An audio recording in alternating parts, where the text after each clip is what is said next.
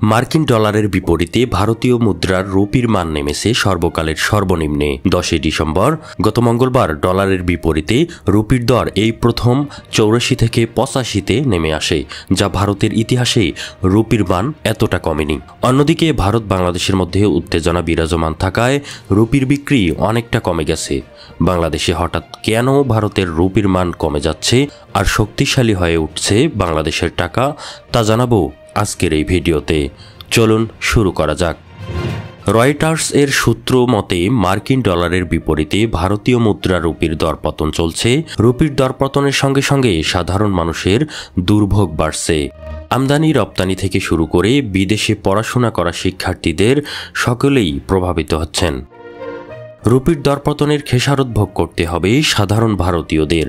The Indian express এক প্রতিবেদনে বলা হয়েছে, ভারতের অর্থনৈতিক প্রবৃদ্ধি দীর্ঘ হওয়া এবং বিদেশি পুঁজি বিনিয়োগের প্রবাহের সংকোচনের ফলে রুপির দাম কমেছে।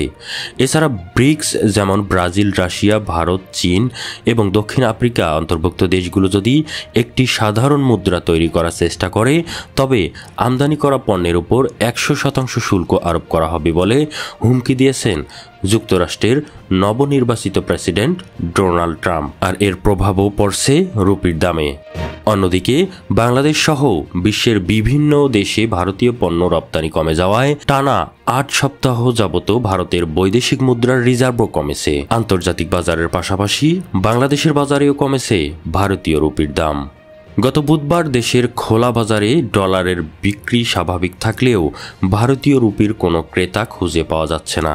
এক্সচেঞ্জ হাউসগুলোতে এক সপ্তাহেরও ব্যবধানে টাকার বিপরীতে 4 থেকে 5 পয়সা কমেছে রুপির মান।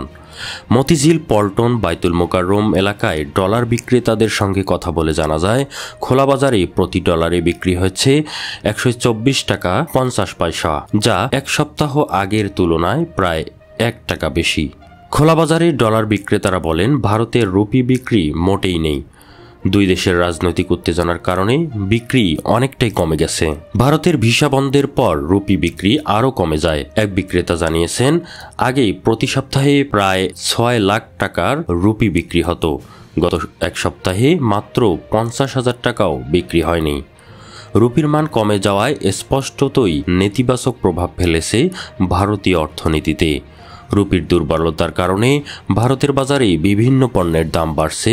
আমদানি বাণিজ্য বিরাট ধাক্কা খাচ্ছেন ভারতীয় ব্যবসায়ীরা। প্রিয় দর্শক, আজ এই পর্যন্তই। দেখা হচ্ছে পরবর্তী ভিডিওতে। ততক্ষণ পর্যন্ত মহান আল্লাহ তাআলা সবাইকে ভালো রাখুক, সুস্থ রাখুক। আল্লাহ হাফেজ।